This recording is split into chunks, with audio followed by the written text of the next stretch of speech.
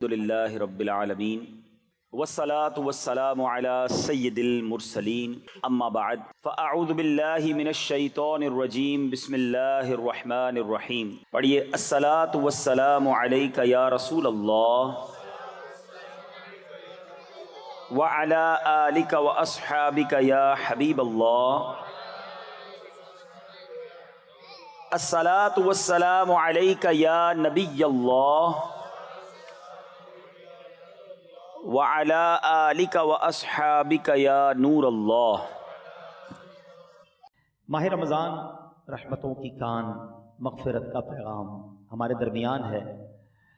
روزہ جب انسان رکھتا ہے تو کچھ نڈھال محسوس کرتا ہے، خاص طور پر جب افطار کا وقت آتا ہے تو پیاس سے زبان سوکھتی ہے، اور بعض اوقات بندہ کبھی کبھی تھوڑی تھوڑی دیر بعد گھڑی دیکھتا ہے کہ اب کتنی دیر باقی ہے کہ جب میں کھاؤں گا، جب میں پی سکوں گا. یہاں دو تین باتیں بڑی لطیف ہیں، بڑی خوبصورت ہیں. پہلی بات تو یہ کہ اس میں جو بندگی ہے نا، جو اللہ سے محبت نظر آتی ہے کہ سامنے پانی موجود ہے، کھانا بھی موجود ہے، مگر میرے رب کا حکم ابھی تک نہیں ہوا ہے، ابھی افطار کا وقت نہیں ہوا ہے. اس سے انسان کی اللہ سے محبت چھلکتی ہے کہ بندہ اللہ کو راضی کرنے کے لیے کھانے سے بھی رک گیا، پینے سے بھی رک گیا، اپنی خواہشات سے بھی رک گیا. اور روزے کے فضائل کتنے ہیں، یہ اتنا زبردست نیکی کا کام ہے. یہ پورا جسم سمجھ لیں عبادت کر رہا ہے. آپ کی پوری باڈی جو ہے نا وہ اس وقت عبادت میں مصروف ہے، کیونکہ باڈی کی جو نیڈ پوری ہوتی ہے وہ پانی سے ہوتی ہے، کھانے سے ہوتی ہے، اس سے آپ رکے ہوئے ہیں. تو گویا انسان کا پورا جسم اللہ کی عبادت میں مصروف ہے. بدقسمتی سے کئی لوگ ایسے اب سنتے ہیں کہ روزہ رکھنے میں سستی کرتے ہیں، تو وہ بھی سستی نہ کریں کہ روزے کے بارے میں سنیے کہ کیسے کیسے فضائل احادیث میں آئے. نبی پاک علیہ الصلوۃ والسلام فرماتے کہ بے شک جنت میں ایک دروازہ ہے جس کو ریان کہا جاتا ہے، اس سے قیامت کے دن صرف روزہ دار داخل ہوں گے اور کوئی داخل نہیں ہوگا. اسپیشل ڈور ہوگا جنت کا. آپ دیکھتے ہیں کبھی کبھی ایئرپورٹ پر جاتے ہیں یا کسی جگہ جاتے ہیں، ایک وی آئی پی گیٹ ہوتا ہے اور اس وی آئی پی گیٹ سے لوگ داخل ہوتے ہیں جو وی آئی پیز ہوتے ہیں. تو اے روزہ داروں تمہیں مبارک ہو کہ جنت میں وہ دروازہ ہوگا جس کو باب الریان کہا جاتا ہے، اور اس سے روزہ دار جنت میں داخل ہوں گے. اور قیامت کے دن ایک اناؤنسمنٹ ہوگا، کہا جائے گا روزے دار کہاں ہیں؟ وہ لوگ کھڑے ہوں گے، ان کے علاوہ کوئی اس دروازے سے داخل نہ ہوگا. جب یہ داخل ہو جائیں گے نا تو جنت کا وہ ڈور، وہ دروازہ بند کر دیا جائے گا. اس دن ان لوگوں کو کتنی افسوس ہوگا، کتنی حسرت ہوگی جو رمضان کے روزے نہیں رکھتے ہوں گے. بلکہ ہمیں تو یہ چاہیے کہ صرف رمضان کے روزے نہیں، ہم اس کے بعد بھی نفلی روزوں کی بھی کوشش کیا کریں. ہر پیر کو روزہ رکھنا سنت ہے. اچھا ایک اور فائدہ دیکھیں، جو پورا سال کچھ نہ کچھ نفلی روزے رکھتا ہے نا، اس کو رمضان کے روزوں میں اتنی پرابلم نہیں ہوتی، کیونکہ وہ عادی ہوتا ہے. Suddenly all of the sudden پورا سال گزرنے کے بعد جو اچانک روزے رکھنا شروع کرتے ہیں ان کو زیادہ بعض اوقات روزہ جو ہے وہ فیل ہوتا ہے. بہرحال نبی پاک علیہ الصلوۃ والسلام کا ایک اور فرمان سنیں، اے روزہ داروں تمہیں مبارک ہو. میرے آقا فرماتے جس نے رمضان کا روزہ رکھا اور اس کی حدود کو پہچانا اور جس چیز سے بچنا چاہیے اس سے بچا، تو جو کچھ گناہ پہلے کر چکا ہے اس کا کفارہ ہو گیا. یعنی روزہ پچھلے گناہوں کا کفارہ ہے. روزے کی ایک اور شاندار فضیلت، نبی پاک فرماتے جس نے ایک دن کا روزہ رکھا، اللہ عز و جل کی رضا حاصل کرنے کے لیے اللہ عز و جل اسے جہنم سے اتنا دور کر دے گا جتنا ایک کوا جو بچپن سے اڑنا شروع کرے یہاں تک کہ بوڑھا ہو کر مر جائے. اچھا کوے کی عمر بتائی جاتی ہے کہ 500 سال ہوتی ہے. 500 سال تک پرندہ اڑے گا تو کتنا دور ہوگا؟ اللہ ایک روزہ رکھنے والے کو جہنم سے اتنا دور کر دے گا. مبارک ہو ان کو جو پورا مہینہ روزہ رکھتے ہیں اور ماشاءاللہ نفلی روزے بھی رکھتے ہیں. ایک اور خوبصورت بات، میرے آقا علیہ الصلوۃ والسلام فرماتے ہیں ہر شے کے لیے زکوٰۃ ہے، اور جسم کی زکوٰۃ روزہ ہے، اور روزہ آدھا صبر ہے. اللہ اکبر. یعنی آپ کی باڈی کی زکوٰۃ ادا ہو رہی ہے کہ جب آپ رمضان میں روزے رکھ رہے ہیں. ماشاءاللہ تو ہمیں روزے کی پابندی کرنی چاہیے. ایک اور حدیث سن لے، پھر میں انشاءاللہ روزے کے کچھ احکام بیان کرتا ہوں، اور یہ بڑی کمال کی حدیث ہے. نبی پاک علیہ الصلوۃ والسلام نے فرمایا کہ قیامت والے دن روزہ داروں کے لیے ایک سونے کا دسترخوان رکھا جائے گا جس سے وہ کھائیں گے، حالانکہ لوگ حساب کتاب کے منتظر ہوں گے. اب ذرا سوچئے، آج بھوک لگ رہی ہے، پیاس لگ رہی ہے، کھانے سے رکے ہو نا، اس دن جب لوگوں کو حساب کتاب دینا ہوگا، قیامت کے دن لوگ حساب کتاب دے رہے ہوں گے مگر جو روزہ دار ہوں گے ان کو قیامت کے دن جنتی دسترخوان لگا کر وہاں کھانا کھلایا جا رہا ہو. اس کا مطلب کیا ہوا؟ ادھر بھوکے رہ جاؤ ادھر نعمتیں ملیں گی. اگر ادھر کھانا ہے ادھر روزہ نہیں رکھنا ہے تو ادھر کی محرومی ہے. اب آپ کی مرضی ہے چوز کیا کرنا ہے, سلیکٹ کیا کرنا ہے. اچھا, روزے کی بہت ساری خوبصورتیوں میں ایک اور بڑی کمال کی خوبصورتی کیا ہے کہ بندے کا جو اللہ پر ایمان ہے نا اس کا لیول بہت ہائی ہو جاتا ہے. آپ ذرا غور کریں, دنیا میں کروڑوں لوگ روزہ رکھ رہے ہیں, ٹھیک ہے, آپ کے ساتھ بھی ایسا ہوا ہوگا, آپ گھر میں اکیلے ہوں گے, پانی سامنے موجود ہے, فریج کے اندر فروٹ بھی کٹا ہوا ہے, کوئی ایک مسلمان ایسا ہے جو اکیلے میں چھپ کر پانی پی لیتا ہو, کوئی ایک فروٹ کھا لیتا ہو, کوئی نہیں دیکھ رہا نا, چلو کوئی بات نہیں. وجہ واٹ از دا ریزن؟ یہاں تک کہ ہم جب وضو کر رہے ہوتے ہیں ہم اس وقت بھی احتیاط کر رہے ہوتے ہیں کہ کلی زور سے نہ ہو جائے, کہیں حلق کے نیچے پانی نہ چلا جائے. ناک میں پانی چڑھاتے وقت بھی احتیاط کرتے ہیں کہ ناک کی ہڈی سے اوپر چلا گیا تو روزہ ٹوٹ جائے گا. یہ کیوں؟ حالانکہ وضو خانے پہ کسی کو بھی نہیں پتا چلے گا, میں ایک دو چلو پانی پی لوں, لیکن ہم سب کا خیال کیا ہے؟ اللہ دیکھ رہا ہے. یہی ہے نا دل میں کہ کوئی نہیں دیکھ رہا مگر رب دیکھ رہا ہے. اب ذرا غور کرو میرے پیارے اسلامی بھائیوں, رمضان ساری دنیا کے مسلمانوں کا لیول آف ایمان ادھر لے جاتا ہے کہ تم اکیلے میں کھانا نہیں کھا رہے کیونکہ اللہ دیکھ رہا ہے. تو اب سوال یہ ہے کہ جب اللہ رمضان میں دیکھ رہا ہے تو کیا رمضان کے بعد نہیں دیکھ رہا؟ حلال کھانے سے رک گئے کیونکہ افطار کا وقت نہیں ہوا, مگر بندہ پھر حرام دیکھنے سے کیوں نہیں رکتا کہ اللہ دیکھ رہا ہے؟ اکیلے میں گناہ کرتے وقت یہ خیال کیوں نہیں آتا کہ رب دیکھ رہا ہے؟ ایکچولی رمضان ہماری پوری پریکٹس کروا رہا ہے کہ دیکھو جب پورے رمضان تم یہ خیال دل میں بٹھائے رکھتے ہو کہ اکیلے میں کھانا نہیں ہے, پینا نہیں ہے, رب دیکھ رہا ہے, تو پھر رمضان میں بھی اور رمضان کے بعد بھی حرام کماتے وقت بھی سوچو نا اللہ دیکھ رہا ہے, حرام بولتے وقت بھی سوچو اللہ دیکھ رہا ہے, حرام سنتے وقت بھی سوچو اللہ دیکھ رہا ہے. تو انشاءاللہ اگر یہ پریکٹس بن گئی کہ اللہ دیکھ رہا ہے تو پھر گناہ کرنے کی عادت چھٹ سکتی ہے. اللہ مجھے بھی اور آپ کو بھی یہ خیال ایسا عطا کر دے کہ جب بھی برائی کی طرف جانے کو جی چاہے دل سے صدا آئے کہ اللہ دیکھ رہا ہے. بالکل اسی طرح میرے پیارے اسلامی بھائیوں, رمضان میں جو ہم روزہ رکھتے ہیں اور چیزوں کی جزا بیان ہوئی ہے کہ بھائی اس کے بدلے جنت کا گھر ملے گا, جنت کے درخت ملیں گے, جنتی کھانے ملیں گے. اب آؤ روزے کی ایک اور فضیلت سنو. میرا کوئی بھائی, میری کوئی بہن اور روزہ کبھی قضا نہ کرے, روزہ قضا کرنے کا خیال بھی آئے تو دل میں یہ نہ لائے. لوگ کہتے ہیں یار کام کاج بہت ہوتا ہے, نوکری مجھے کرنی ہوتی ہے. دیکھو کام کم کر دینا, کاروبار کم کر دینا, تھوڑے پیسے کم کما لینا, مگر روزہ مت چھوڑنا. کیونکہ اب جو میں فضیلت بتانے جا رہا ہوں نا, میں نے اب تک کسی اور عمل کی یہ فضیلت نہیں پڑھی ہے.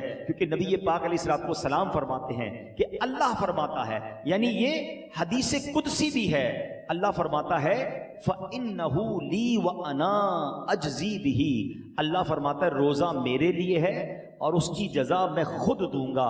باقی چیزوں کی جزا رب فرشتوں کے ذریعے عطا فرماتا ہے, مگر روزہ دار کے لیے رب نے فرمایا اس کی جزا میں خود عطا فرماؤں گا. بلکہ علماء اس کو ایک اور انداز سے بھی پڑھتے ہیں, انا اجزا بہی. اس کے معنی یہ ہو گئے کہ روزہ میرے لیے ہے اور اس کی جزا میں خود ہوں. یعنی رب فرما رہا میں اس کا ہو جاتا ہوں. تو اے روزہ دارو, جس کا رب ہو جائے تو اس کے کام کیوں نہ بن جائیں, اس کی مشکلیں آسان کیوں نہ ہو جائیں. اور ایک اور میں شریعت کی لاجک بتا دیتا ہوں. بہت سارے کاموں میں نوجوان کہتے ہیں کہ جناب ادھر جو ہے بہت دل چاہتا ہے کہ بڑے بڑے میرے گھر ہوں, بڑی بڑی گاڑیاں ہوں, چاہے اس کے لیے حرام کمانا پڑے. دیکھو حرام کما کر اچھے گھروں کے لیے پیسے حرام مت کمانا, ادھر چھوٹے گھر میں صبر کر لو, اللہ نے تمہارے لیے جنتی گھر تیار کر رکھے ہیں. کچھ لوگ ادھر شراب پیتے ہیں, اللہ کو ناراض کرتے ہیں, دیکھو ادھر شراب نہ پینا, صبر کر لو, اللہ نے جنتیوں کے لیے جنتی شراب تیار کر رکھی ہے. مردوں کو زیور پہننے سے منع کیا کہ دیکھو یہاں زیور مت پہننا, سونا چاندی مرد کو پہننا الاؤ نہیں ہے, مگر جنت میں مردوں کو سونے کے زیورات عطا کیے جائیں گے. ادھر حرام عورتوں کی طرف, ناجائز عورتوں کے پاس جانا جو حرام ہیں ان کے قریب مت جانا. جی تو چاہتا ہے, شیطان تو بلاتا ہے, مگر حرام کاری سے بچ جاؤ. اللہ نے جنت میں جنتیوں کے لیے حوریں تیار کر رکھی ہیں. اگر آپ اس لاجک سے دیکھیں نا, جس چیز سے شریعت نے ہمیں یہاں روکا ہے, جس کا دل بھی چاہتا ہے, شریعت نے یہاں سمجھا دیا. کچھ کچھ سال رک جاؤ، جنت نہ ختم ہونے والی ہے، اللہ نے آلٹرنیٹ شاندار وہاں تیار کر رکھا ہے، یہاں بڑے گھر دیکھ کر اپنے گھر پہ مایوس نہ ہو جاؤ، صبر کی زندگی گزارو، اللہ نے بڑے بڑے محل جنتیوں کے لیے تیار کیے ہیں، تمہارے پاس اگر یہاں گاڑی نہیں ہے مایوس نہ ہونا، حرام کی طرف مت جانا، جنتیوں کے لیے اللہ نے جنتی سواریاں تیار کی ہیں، یہاں اگر مہنگے اور اچھے کھانے نہیں کھا سکتے، پیسے تھوڑے ہیں، حرام کی طرف مت جانا، صبر کر لینا، اللہ نے جنتیوں کے لیے جنتی دسترخوان لگائے ہوئے ہیں، جنتی مشروب موجود ہیں، ارے انسان جو تمنا کرے گا اللہ اس قسم کا کھانا اس کے سامنے عطا فرما دے گا، تو جب وہ نعمتیں موجود ہیں تو کچھ صبر کے ساتھ، کچھ قناعت کے ساتھ، اللہ کی رضا کے ساتھ اور حلال روزی کے ساتھ زندگی گزار لیں، انشاءاللہ دنیا بھی بہتر ہوگی اور آخرت بھی بہتر ہو جائے گی۔ اب میں چاہوں گا کہ بیان میں کچھ روزے کے اہم مسائل بھی ہم سن لیں، بعض اوقات کچھ روزہ داروں کو کنفیوژن ہوتی ہے۔ سب سے پہلے تو یہ سمجھ لیں کہ افطار اور سحری کا ٹائم جو بھی آخری ٹائم ہے، جو کراچی میں ہے یا باہر مجھے سن رہے ہیں، ہمیشہ یاد رکھیں اذان کا انتظار نہیں کرنا ہے، اذان نماز کے لیے ہوتی ہے، سحری بند کرنے کے لیے نہیں ہوتی ہے، ٹھیک ہے نا؟ ہو سکتا ہے مؤذن صاحب 5 منٹ لیٹ ہو جائیں، کبھی ان کی جناب اچھا کچھ لوگ کہتے ہیں اذان ہوگی تو روزہ بند کریں گے، اور اگر آپ کے علاقے میں لائٹ ہی چلی گئی اور مائک ہی بند ہو گیا مسجد کا، پھر کیا کریں گے؟ روزہ بند نہیں کریں گے۔ تو اذان جو ہے وہ روزہ بند کرنے کے لیے، افطار کے لیے نہیں ہوتی، وہ نماز کے لیے ہوتی ہے۔ روزے کا تعلق ٹائمنگ سے ہے، وقت سحر یعنی فجر کا وقت شروع ہوا، جیسے ہی شروع ہوا اب آپ کھا پی نہیں سکتے، 1 سیکنڈ بھی آپ نے زیادہ کھا لیا تو اب پورا دن آپ بے شک بھوکے رہیں، روزہ نہیں ہوگا، آپ کا روزہ شروع ہی نہیں ہوا۔ تو بیسٹ طریقہ کیا ہے؟ اپنی گھڑی کا ٹائم سیٹ رکھیں۔ اب تو موبائل فون آ گئے ہیں، جو انٹرنیٹ والے موبائل ہوتے ہیں اس میں بھی موبائل ٹائم بڑا پرفیکٹ پتہ چل رہا ہوتا ہے۔ 5 منٹ پہلے، کوئی لازم تھوڑی ہے کہ آخری منٹ تک کھانا پینا ہے، 5 منٹ پہلے آپ کھانا پینا بند کر دیں، ٹوتھ پیسٹ وغیرہ کرنا ہے تو بھی کر لیں، اور اپنے تمام معاملات سے فارغ ہو جائیں، درود پاک پڑھیں، تاکہ آپ فرض روزہ ہے نا، اگلے 15 گھنٹے بھوکا رہنے کے لیے تیار ہیں تو 5 منٹ زیادہ بھوکا رہ جائے نا بھائی، 5 منٹ 10 منٹ پہلے فارغ ہو جائیں سحری سے۔ بالکل اسی طرح افطار میں بھی آپ نے کرنا یہ ہے کہ افطار میں آپ نے گھڑی دیکھ کر افطار کرنا ہے، ٹائم دیکھ کر افطار کرنا ہے، 1 آدھ منٹ اوپر ہو جائے خیر ہے، پہلے افطار نہ ہو جائے۔ بعض اوقات ہوتا ہے لوگوں کی گھڑی ٹائم پہ نہیں ہوتی، 5 منٹ پہلے افطار کر لیتے ہیں، آپ کو پتا ہونا چاہیے کہ ٹائم ہوا کہ نہیں۔ اور بالکل اسی طرح اذان مغرب کی نماز کے لیے ہوتی ہے، افطار کے لیے نہیں ہوتی۔ اس میں بعض اوقات 2 گڑبڑ ہو جاتی ہیں، ایک ہی ہو جاتی ہے کہ کبھی مؤذن صاحب سے بھی غلطی لگ سکتی ہے، جلدی اذان دے دی، آپ نے اذان سنی روزہ کھول لیا تو آپ کا روزہ چلا گیا۔ آپ ٹائم دیکھیں ٹائم ہوا ہے کہ نہیں، اور مؤذن صاحب خود اپنا افطار کرنے میں لگے ہوئے ہیں اور وہ 5 منٹ بعد اذان دے رہے ہیں اور آپ انتظار کر رہے ہیں اذان کا، تو یہ بھی درست نہیں، کیونکہ افطار کو تاخیر بھی نہیں کرنی چاہیے۔ تو پہلی بات تو یہ سمجھ لیں کہ ٹائم ٹیبل کے ساتھ روزہ ہے۔ یہاں ایک اور خوبصورت بات کہوں کہ لوگ آج کل بڑی مثالیں دیتے ہیں دوسرے ملکوں والوں کی، غیر مسلموں کی، یار وہاں بڑی ٹائم مینجمنٹ ہے جناب، بڑا ٹائم سے معاملات چلتے ہیں، ان کے جہاز بھی ٹائم پہ، ان کی ٹرینیں بھی ٹائم پہ، لوگ آتے بھی وقت پر ہیں۔ مجھے بتاؤ پوری دنیا میں ایک مذہب بتا دو کہ جو اتنا ٹائم مینجمنٹ کا درس دیتا ہو۔ ارے ہماری تو ساری عبادتیں ٹائم کے ساتھ ہیں، وقت سے 1 منٹ پہلے آپ کو سحری بند کرنی ہے تو روزہ ہوگا، وقت گزرنے کے بعد 1 منٹ اوپر چلا گیا روزہ ہی شروع نہیں ہوگا، افطار گھڑی کے مطابق کرنا ہے۔ بالکل ساری دنیا کے مسلمان ٹائم پہ افطار کرتے ہیں۔ ہماری ساری اذانیں، مسجد کا ٹائم ٹیبل دیکھیں، آپ کی ٹرین لیٹ ہو سکتی ہے، جہاز لیٹ ہو سکتا ہے، ہم نے دیکھا سردی ہو، گرمی ہو، بارش ہو، آندھی ہو، طوفان ہو، دنیا بھر کی مسجدوں میں وقت پہ اذان ہوتی ہے، وقت پہ جماعت ہوتی ہے، لاکھوں مسجدوں میں کیسی شاندار ٹائم مینجمنٹ ہے۔ اسلام کی کتنی عبادتیں ٹائم کے ساتھ ہیں۔ ارے جناب ہم حج پہ جائیں تو کب عرفات میں رہنا ہے، کب عرفات سے نکلنا ہے، کب پہلے نہیں نکلنا ہے، کب مزدلفہ پہنچنا ہے، کب مینا پہنچنا ہے، کون سے دن طواف زیارت کے ہیں، each and everything going with time. اسلام جتنا ٹائم مینجمنٹ سکھاتا ہے نا، اتنا دنیا کا کوئی مذہب نہیں سکھاتا۔ ہاں یہ ضرور کہہ سکتے ہیں کہ ٹائم مینجمنٹ اسلام میں ضرور ہے، مسلمان اس سے سیکھتے نہیں ہیں، تو ہمیں دوسروں کی مثالیں دینے کی کیا ضرورت ہے؟ ہمارا دین ہمیں شاندار ٹائم مینجمنٹ سکھاتا ہے۔ اچھا انجیکشن، روزے میں اگر کسی کو خون دینا ہے، جب آپ خون دیں گے تو آپ کا وضو ٹوٹے گا، لیکن اگر آپ انجیکشن لگواتے ہیں اس سے روزہ نہیں ٹوٹے گا، ٹھیک ہے۔ کان میں اگر کوئی ڈراپ ڈالتا ہے، اگر اس کا کان کا پردہ پھٹا ہوا نہیں ہے تو بھی اس سے روزہ نہیں ٹوٹے گا۔ ہاں آنکھ میں اگر کوئی ڈراپ ڈالتا ہے تو اس سے علماء فرماتے ہیں روزہ ٹوٹ جائے گا۔ تو ہمیں روزے کے بارے میں یہ معلومات بھی ہونی چاہیے۔ بعض اوقات لوگ جو ہے احتیاط نہیں کرتے اور وہ احتیاط نہ کرنے کی وجہ سے ان کا روزہ ٹوٹ جاتا ہے. جب یہ فرض ہے تو اس کے احکام سیکھنا بھی ضروری ہے, اس کی احتیاطیں سیکھنا بھی ضروری ہے. تو بہرحال میرے پیارے اسلامی بھائیوں, افطار کے وقت ایک اور کام کرنے والا ہے جو نارملی ہمارے یہاں نہیں ہوتا, کیونکہ روزانہ افطار کے وقت 10 لاکھ گناہ گار جہنم سے آزاد کیے جاتے ہیں روزانہ. یہ اتنا مبارک مہینہ ہے, اس میں روزانہ افطار کے وقت 10 لاکھ گناہ گار آزاد جہنم سے کیے جاتے ہیں. اور جب جمعرات کی رات آتی ہے اور جمعے کا دن آتا ہے تو فرمایا ہر لمحے 10 لاکھ گناہ گار جہنم سے آزاد کیے جاتے ہیں. اب آپ سوچیں کہ افطار کے وقت ہماری کیا کیفیت ہونی چاہیے. ہمارے گھروں میں تو ایک ہنگامہ مچا ہوتا ہے, شربت کدھر ہے تو پکوڑے کدھر ہے تو فلاں چیز نہیں آئی. ان آئٹموں کے چکر میں پڑنے کی بجائے افطار کے وقت اے کاش ہاتھ اٹھے ہوں, آنسو بہ رہے ہوں اور یہ التجائیں ہوں کہ مولا آج بھی 10 لاکھ بخشے جائیں گے, آج بخشے جانے والوں میں ہمارا نام لکھ دے. تو جب اس کیفیت کے ساتھ آپ افطار کیا کریں گے تو انشاءاللہ کبھی نہ کبھی تو ہمارا بھی نمبر آ جائے گا. تو آج بھی مدنی چینل پر آپ دیکھیں کہ افطار کے وقت کیا منظر ہوتا ہے. آنسو ہوتے ہیں, دعائیں ہوتی ہیں, التجائیں ہوتی ہیں. میں تو دنیا بھر کے ویور سے کہوں گا کہ جب بھی افطار کا وقت آئے آپ مدنی چینل کے ساتھ اپنے گھر والوں کے ساتھ امیر اہل سنت کی ان عظیم دعاؤں میں شامل ہو جائیں. نہ جانے کس کی آمین کے صدقے ہمارا بھی بیڑا پار ہو جائے. تو ہمیں افطار کا وقت جو ہے یہ بڑا مبارک وقت ہے, یہ دعاؤں کی قبولیت کا وقت ہے. پھر رمضان کی راتیں, رمضان کی راتیں کتنی مبارک ہیں آپ کو پتہ ہے. سارا سال میں اور آپ اللہ سے دعا کرتے ہیں نا, یا اللہ میری پکار سن لے, میری توبہ قبول کر لے, میری مغفرت فرما دے, میرا فلاں کام فرما دے. ہم اللہ سے دعا کر رہے ہیں.